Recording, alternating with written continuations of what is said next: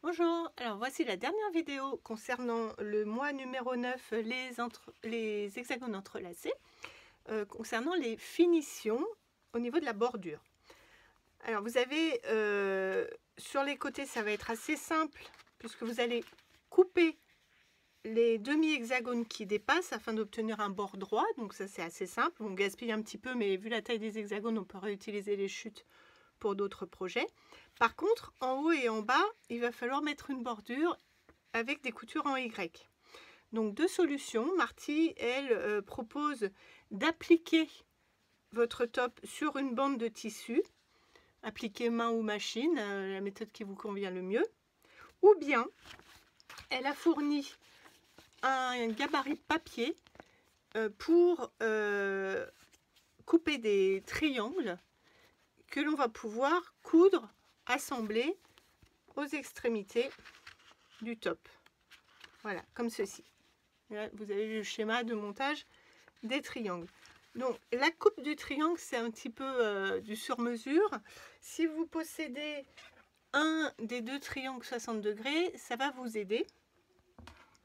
Alors, il faut couper, sur le dessin, vous avez 3 traits en fonction de la largeur des bandes que vous avez utilisées pour entourer les hexagones.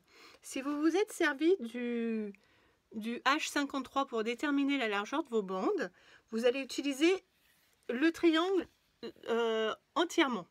Si vous avez coupé des bandes de 1/4, ce qui a été mon cas, vous avez un trait à peu près un tout petit millimètre plus petit.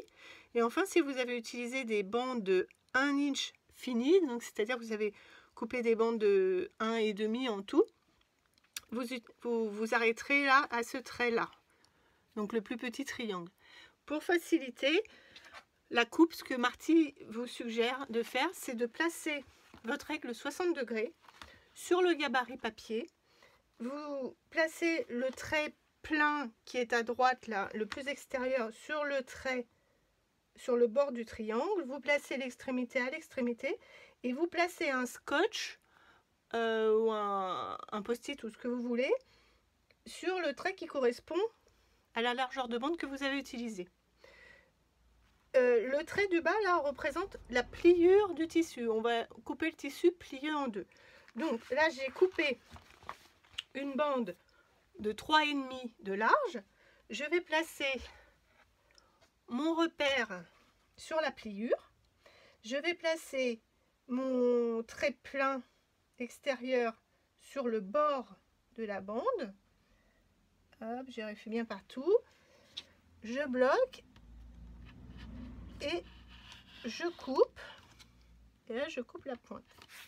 Et voilà. Et là, j'ai coupé mon triangle pour aller assembler en haut et en bas de mon top.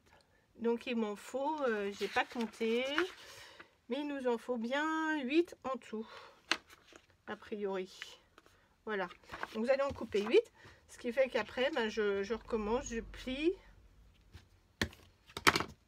Je fais une pliure dans mon tissu, je replace ma règle et je recoupe.